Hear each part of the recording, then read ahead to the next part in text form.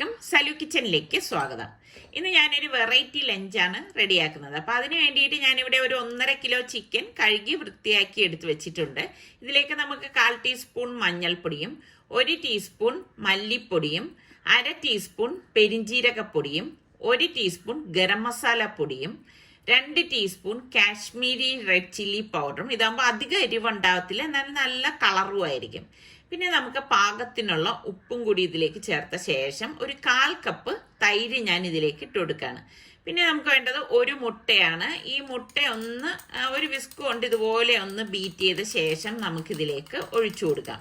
അപ്പോൾ വെറൈറ്റി ആയിട്ടുള്ള ഒരു ടേസ്റ്റ് ആയിരിക്കും നമുക്ക് കിട്ടുന്നത് കേട്ടോ. പിന്നെ നമുക്ക് വേണ്ടത് ഞാനിവിടെ 1 ടീസ്പൂൺ മൈദാമാവും 1.5 ടീസ്പൂൺ കോൺഫ്ലോറും കൂടി ഇട്ട് കൊടുക്കുകയാണ്. എന്നിട്ട് നമുക്കിത് എല്ലാം ചേർത്തിട്ട് കൈകൊണ്ട് നന്നായിട്ടൊന്ന് മിക്സ് ചെയ്ത് കൊടുക്കാം. അപ്പൊ ആദ്യം തന്നെ ഞാനൊന്ന് പറയട്ടെ, നിങ്ങൾ ഈ വീഡിയോ കണ്ട് ഇഷ്ടമാവുകയാണെങ്കിൽ, നിങ്ങൾക്ക് ഇഷ്ടപ്പെടുകയാണെങ്കിൽ അപ്പോഴും തന്നെ ലൈക്ക് ചെയ്യുകയും അതുപോലെ നിങ്ങളുടെ ഫ്രണ്ട്സിനൊക്കെ ഒന്ന് ഷെയർ ചെയ്യുകയും വേണം. പിന്നെ കമന്റ് ചെയ്യാനും മറന്നു പോരുത് കേട്ടോ. അപ്പൊ ഞാൻ അടച്ചതൊന്ന് മാറ്റി വെക്കാണ്. പിന്നെ ഇതിലേക്ക് നമുക്ക് വേണ്ടത് ഒരു 10-12 വെളുത്തുള്ളി അല്ലി, ഒരു 2 പീസ് ഇഞ്ചി, കുറച്ച് പുതിന ഇല, പിന്നെ ഒരു കൈപ്പിടി മല്ലിയില, ഒരു 4 പച്ചമുളക്, ഇത്രയാണ്. പിന്നെ ഞാൻ ഇതിപ്പം അഗാറയുടെ ചോപ്പറാണ് എടുത്തിരിക്കുന്നത്. ഇതാകുമ്പോഴേക്ക് പിന്നെ നമുക്ക് നൈസായിട്ടൊന്ന് ക്രഷ് ചെയ്ത് എടുക്കാനായിട്ട് പറ്റും. അപ്പം നമ്മൾ വെള്ളം ഒഴിച്ചത് അരച്ചെടുക്കരുത്, ആ കാര്യം ഒന്ന് പ്രത്യേകം ശ്രദ്ധിച്ചേക്കണം കേട്ടോ. അപ്പം എനിക്ക് ചില സമയങ്ങളിൽ ഞാനിത് ചതച്ച് കൈകൊണ്ട് എടുക്കാറുണ്ട്. ഇപ്പം ഈ ചോപ്പർ ഉള്ളത് കൊണ്ട് തന്നെ നമുക്ക് ഈസി ആയിട്ട് ഇത് ചോപ്പ് ചെയ്ത് എടുക്കാനായിട്ട് പറ്റും. അപ്പം ഞാൻ ഇതിൻ്റെ മോട്ടർ ഇതിലേക്കൊന്ന് വെച്ച ശേഷം ഒന്ന് കറക്കി എടുക്കാണ്. അപ്പൊ 2 കറക്ക് കറക്കുമ്പോൾ തന്നെ ഇത് നമുക്ക് നന്നായിട്ടൊന്ന് ചോപ്പായി കിട്ടും കണ്ടോ. ഈ ഒരു സൈസിലാണ് നമ്മളിത് എടുക്കാനുള്ളത്. പിന്നെ നമുക്ക് വേണ്ടത് കൈമ റൈസ് ആണ്. ഞാനിവിടെ 3 കപ്പ് കൈമ റൈസ് ഒരു ബൗളിലേക്ക് ഇട്ട് കൊടുക്കുകയാണ്. 250 ml കപ്പിലാണ് ഞാൻ മെഷർ ചെയ്ത് എടുത്തിരിക്കുന്നത്. എന്നിട്ട് ഇനിയിപ്പോൾ ഇത് നന്നായിട്ടൊന്ന് കഴുകി കുറച്ചധികം വെള്ളം ഒഴിച്ചിട്ട് ഒരു 10 മിനിറ്റ് മാത്രം മതിയാവും അത് കുതിരാനായിട്ട് ഞാൻ മാറ്റി വെക്കാണ്. അപ്പൊ കൈമ റൈസിലൊക്കെ ഉണ്ടാക്കുമ്പോഴാണ് നല്ല മണവും നല്ല സ്വാദും കിട്ടുന്നത്. ഞാനിവിടെ ഒരു കാസ്റ്റ് അയൺ അടുപ്പത്തേക്ക് വെച്ചിട്ട് ഇതിലേക്ക് ഞാൻ ഏകദേശം ഒരു 1/4 കപ്പോളം ഓയിൽ ഒഴിച്ചു കൊടുക്കുകയാണ്. അപ്പൊ നമുക്ക് എത്രയാണോ വേണ്ടത് ചിക്കൻ എടുത്തിരിക്കുന്നത് അതിനനുസരിച്ച് വേണം ഓയിൽ ഒഴിച്ചു കൊടുക്കാനുള്ളത്. അപ്പോൾ ഓവറായിട്ട് നമ്മൾ ഓയിൽ ഒഴിക്കേണ്ട ആവശ്യമില്ല. എന്നിട്ട് ഈ ചിക്കൻ പീസസ് ഇതിലേക്ക് വെച്ച് നമുക്ക് ഫ്രൈ ചെയ്തെടുക്കണം കേട്ടോ. അപ്പോൾ കാസ്റ്റ് അയൺ ആയതുകൊണ്ട് തന്നെ പെട്ടെന്ന് ഇത് ഫ്രൈ ആയി കിട്ടും. അപ്പോൾ ഒരു സൈഡ് റെഡി ആവുന്ന അനുസരിച്ച് നമ്മളൊന്ന് മറിച്ച് ഇട്ട് കൊടുക്കണം. അപ്പോൾ ഓവറായിട്ട് കുക്കാവാൻ പാടില്ല, അത് പ്രത്യേകം ഒന്ന് ശ്രദ്ധിച്ചേക്കണം. ഒരു ജ്യൂസി പരുവത്തിൽ ഇതൊന്ന് ഫ്രൈ ആയി കിട്ടിയാൽ മാത്രം മതിയാവും. അപ്പോൾ ഫ്രൈ ആയി കഴിയുമ്പോഴേക്ക് നമുക്ക് ഇത് എണ്ണയിൽ നിന്ന് മാറ്റി ഒരു ബൗളിലേക്ക് വെക്കാം. ഇതേ എണ്ണയിൽ തന്നെയാണ് ഇനി നമ്മൾ ബാക്കിയുള്ളതൊക്കെ ഇട്ട് വഴറ്റി എടുക്കാൻ പോകുന്നത്. അപ്പൊ എങ്കിൽ മാത്രമേ ആ ഒരു ഫ്ലേവറൊക്കെ നമുക്ക് കറക്റ്റായിട്ട് കിട്ടത്തുള്ളൂ കേട്ടോ. അതുകൊണ്ടാണ് ആദ്യമേ കുറച്ചധികം എണ്ണ ഒഴിച്ചത്. ഇനി ഇതേ എണ്ണയിലേക്ക് ഞാൻ 3 സവാള സ്ലൈസ് ചെയ്തത് ഇട്ടിട്ട് ഒന്ന് വഴറ്റി കൊടുക്കുകയാണ്. അപ്പൊ എണ്ണ നല്ല ചൂടായിരിക്കുകയാണ്. അപ്പൊ ആ മസാലയും സവാളയും എല്ലാം ഒന്ന് വഴണ്ടി വരുന്നുണ്ട്. ഈ ഒരു ടൈമിൽ നമ്മൾ ഈ ക്രഷ് ചെയ്ത് വെച്ചിരിക്കുന്ന വെളുത്തുള്ളിയുടെ ഇഞ്ചിയുടെ മല്ലിയിലേക്ക് അതുണ്ടല്ലോ കൂട്ട് ഇതിലേക്ക് ഇട്ടിട്ട് നന്നായിട്ടൊന്ന് വഴറ്റി കൊടുക്കാം. നല്ല മണം വരുന്നുണ്ട് കേട്ടോ ഈ ഒരു മസാല ഇതിൽ കിടന്ന് വഴലുമ്പോൾ, കാരണം നമ്മൾ ഇതിലേക്ക് പുതിനയിലേക്ക് ചേർത്തതല്ലേ. പിന്നെ അത്യാവശ്യം വലിപ്പമുള്ള ഒരു 3 തക്കാളി നല്ല പഴുത്തത് ഞാൻ ചേർത്ത് കൊടുത്തിരിക്കുകയാണ്. അപ്പൊ നല്ല കളർ കിട്ടും കേട്ടോ. എന്നിട്ട് നമുക്കിത് ഒന്ന് വഴറ്റി കൊടുക്കാം. വഴറ്റിയ ശേഷം ഇത് പെട്ടെന്ന് വഴണ്ടി കിട്ടാനായിട്ട് ഞാനിത് ഒന്ന് അടച്ചു വെച്ചു കൊടുക്കുകയാണ്. ഒരു 2 മിനിറ്റിന് ശേഷം നമുക്ക് അടപ്പ് മാറ്റിയിട്ട് വീണ്ടും ഒന്ന് ഇളക്കി കൊടുക്കാം. അടുക്കി പിടിക്കാതെ ഇതൊന്ന് ഇളക്കിയെടുക്കണം കേട്ടോ. അപ്പൊ ഇത് തക്കാളിയും എല്ലാം ഒന്ന് യോജിച്ച് വരുന്നുണ്ട്. ഈ ഒരു സമയത്ത് നമ്മൾ ഇതിലേക്ക് പൊടികൾ ചേർക്കുന്നത് 1/2 ടീസ്പൂൺ മഞ്ഞൾപ്പൊടി, 1 teaspoon Kashmiri chilli powder, 1 teaspoon മല്ലിപ്പൊടി, 1 ടീസ്പൂൺ പെരിഞ്ജീരകപ്പൊടി, പാകത്തിനുള്ള ഉപ്പ്, ഇത്രയും കൂടി ചേർത്തിട്ട് നമുക്കിതൊന്ന് വഴറ്റി കൊടുക്കാം. പൊടികൾ ഒരുപാടായി പോരുത് കേട്ടോ. ഒരുപാടായി കഴിഞ്ഞാലും അത്ര ടേസ്റ്റ് ഉണ്ടാകത്തില്ല. എന്നിട്ട് നമുക്ക് ഇതിലേക്ക് ഇനി മെയിനായിട്ട് വേണ്ടത് നെയ്യാണ്. ഞാൻ ഇതിലേക്ക് 1 ടീസ്പൂൺ നെയ്യും 1 കൈപ്പിടി മല്ലിയിലയും കൂടി ഇട്ട് കൊടുക്കുകയാണ്. അതോടൊപ്പം തന്നെ ഒരു 1/4 ഗ്ലാസ് പുതിനയില മതി. പിന്നെ 1/4 കപ്പ് തൈരും കൂടി ചേർത്ത് കൊടുക്കാം. എന്നിട്ട് നമുക്കൊന്ന് ഇളക്കി കൊടുക്കാം. പുതിനയില ഒരുപാടായി പോകണ്ട കേട്ടോ, ഇത്രയും മാത്രം മതിയാവും. ഇതുപോലെ ഒന്ന് ഇളക്കി യോജിപ്പിച്ചെടുക്കണം. അപ്പോൾ പലർക്കും ഒരു സംശയം വരും, അപ്പോൾ തൈര് ഇതിലേക്ക് ചേർക്കുമ്പം പിരിഞ്ഞു പോകത്തില്ലേന്ന്. അങ്ങനെയൊന്നും വരത്തില്ല കേട്ടോ. നല്ലവണ്ണം ഇളക്കിയെടുത്താൽ മതി. എന്നിട്ട് നമുക്ക് ഫ്രൈ ചെയ്ത ചിക്കൻ ഇതിലേക്ക് ഇട്ട് കൊടുത്ത് എല്ലാം ചേർത്തൊന്ന് വഴറ്റി കൊടുക്കാം. അപ്പം മസാലയും ചിക്കനും എല്ലാം കൂടിയിട്ട് നല്ലതുപോലെ ഒന്ന് വഴണ്ടി വരണം. അപ്പം ഫ്ലെയിം ഞാനൊരു മീഡിയം ഫ്ലെയിമിലാക്കിയിട്ടാണ് ഇതിപ്പം വഴറ്റിയെടുക്കുന്നത് കേട്ടോ. അപ്പം നല്ല മണം വരുന്നുണ്ട്. അപ്പം ഞാൻ ഇനിയിപ്പോൾ ഇതൊന്ന് അടച്ചൊരു 2 മിനിറ്റ് അങ്ങനെ വെച്ച് വേവിക്കാൻ പോവുകയാണ്. ഒരു 2 മിനിറ്റിന് ശേഷം ഞാൻ അടപ്പൊന്ന് മാറ്റിയിട്ട് എല്ലാം ചേർത്തിട്ട് വീണ്ടും ഒന്ന് മിക്സ് ചെയ്ത് കൊടുക്കുകയാണ്. ഇപ്പം കാസ്റ്റ് അയൺ ആയതുകൊണ്ടാണ് ഞാനൊരു 2 മിനിറ്റ് പറഞ്ഞത്. ഇപ്പം അല്ലാത്തൊരു പാൻ ആണെങ്കിൽ നിങ്ങൾ മീഡിയം ഫ്ലെയിമിൽ വെച്ചിട്ട് ഒരു 3-4 മിനിറ്റ് എടുത്തൊന്ന് വഴറ്റിയാൽ മതി. കാസ്റ്റ് അയണിൽ നല്ല ചൂട് നിൽക്കും കേട്ടോ. അപ്പോൾ ഇതെല്ലാം കറക്റ്റായിട്ട് വന്നിട്ടുണ്ട്. അപ്പം ഞാൻ ഇപ്പം അടച്ചൊന്ന് മാറ്റാണ്. ഗ്യാസ് ഓഫ് ചെയ്ത് നമുക്കിതൊന്ന് മാറ്റി വെക്കാം. പിന്നെ ഞാനിവിടെ ഒരു പ്രഷർ കുക്കർ അടുപ്പത്തേക്ക് വെച്ച ശേഷം 3 ടീസ്പൂൺ നെയ്യ് ഒഴിച്ചു കൊടുക്കാണ്. നെയ്യ് ചൂടായി വരുമ്പോഴേക്ക് ഞാനിവിടെ 2 പട്ട, 1 ടീസ്പൂൺ പെരിഞ്ജീരകം, ഒരു 3 ഗ്രാമ്പു, 2 ഏലക്കായ എടുത്തിട്ടുണ്ട്. അപ്പോൾ ആ ഹോൾ സ്പൈസസ് നമുക്കിതിലേക്ക് ഇട്ട് കൊടുക്കാം. ഇട്ട് കൊടുത്ത ശേഷം ഞാനിവിടെ ഒരു ചെറിയ സവോളയും 1 കൈപ്പിടി കറിവേപ്പിലയും 3 പച്ചമുളക്, തൊണ്ടമുളകാണ് ഞാനിവിടെ എടുത്തിരിക്കുന്നത് കേട്ടോ. നമ്മളുടെ തിരുവനന്തപുരത്തിന്റെ സ്വന്തം തൊണ്ടമുളകാണ്.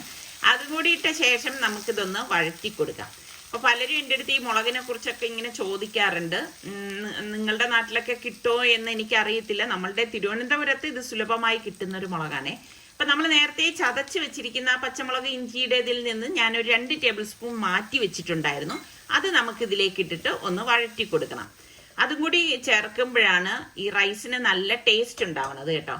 അപ്പം ഞാനിവിടെ 3 കപ്പ് റൈസിന് 3.5 കപ്പ് തിളച്ച വെള്ളമാണ് ഒഴിച്ചു കൊടുത്തിരിക്കുന്നത്. ഇപ്പം നിങ്ങൾ എത്ര കപ്പ് റൈസ് എടുക്കുന്നോ അതിൽ നിന്ന് 1/2 കപ്പ് വെള്ളം അധികം മാത്രം എടുത്താൽ മതിയാകും.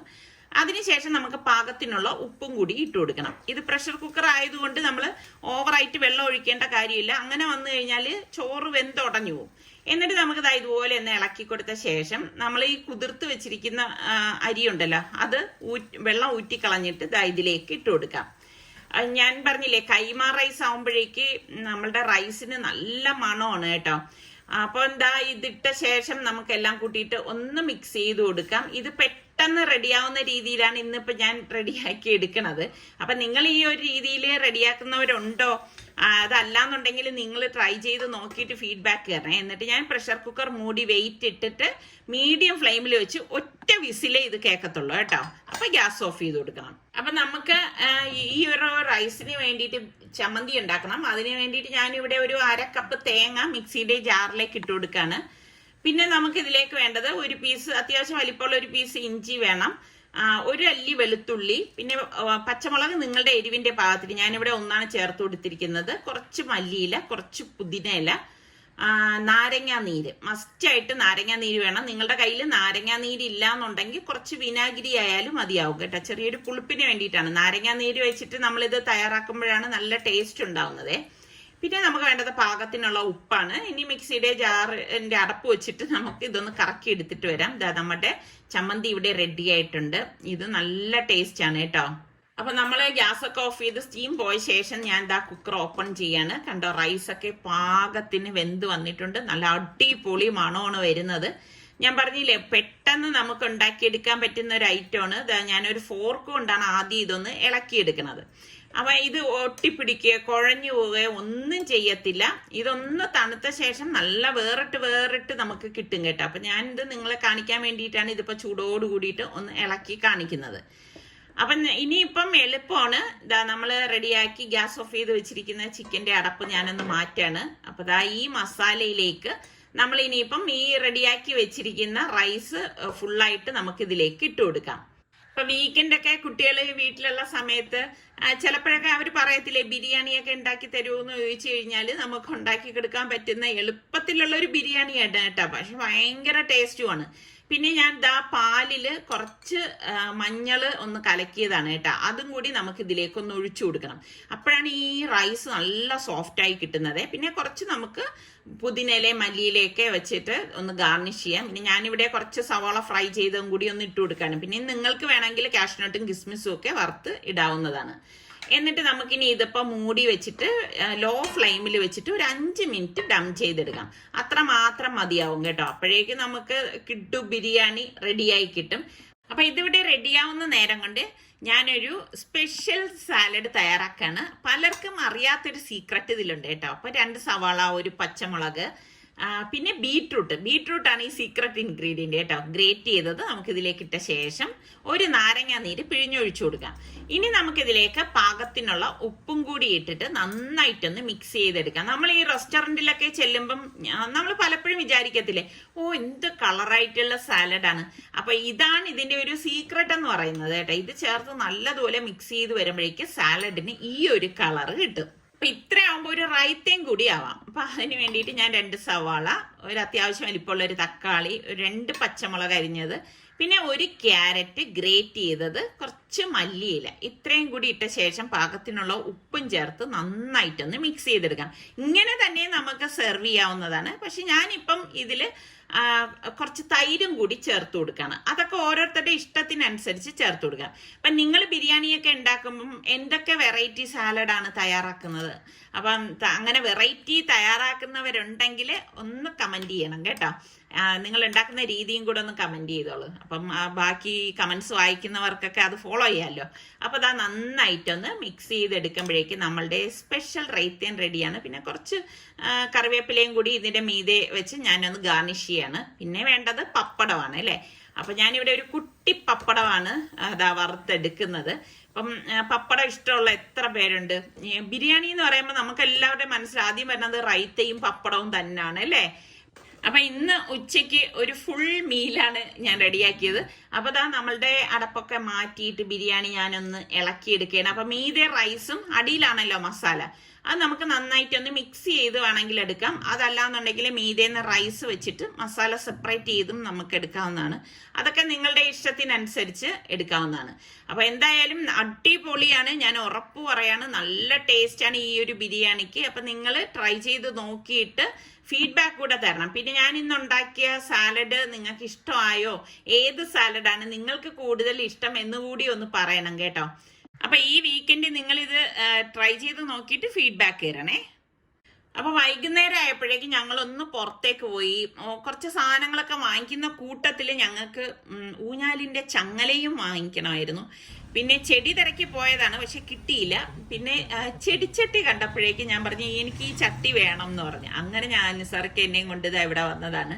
അപ്പോൾ എല്ലാം നോക്കുമ്പോഴേക്കും അകമൊക്കെ കുറെ ഇങ്ങനെ ക്രാക്ക് ആയിട്ടുള്ള ചട്ടികളും ഒക്കെ ഉണ്ട്. അതിൽ നിന്ന് നമ്മളിങ്ങനെ നോക്കി തെരഞ്ഞൊക്കെ എടുക്കണം കേട്ടോ. അപ്പൊ എനിക്ക് ഈ ഒരു ഡിസൈൻ ഭയങ്കര ഇഷ്ടമാണ് കേട്ടോ, ഇങ്ങനെ ഈ ബ്ലൂ കളറിലുള്ള ഡിസൈൻ. പക്ഷെ അത് ഇങ്ങനെ എടുക്കാൻ നോക്കുമ്പോഴേക്കും ഒരേപോലത്തതൊന്നും അവരുടെ എടുക്കാനായിട്ട് ഉണ്ടായിരുന്നില്ല.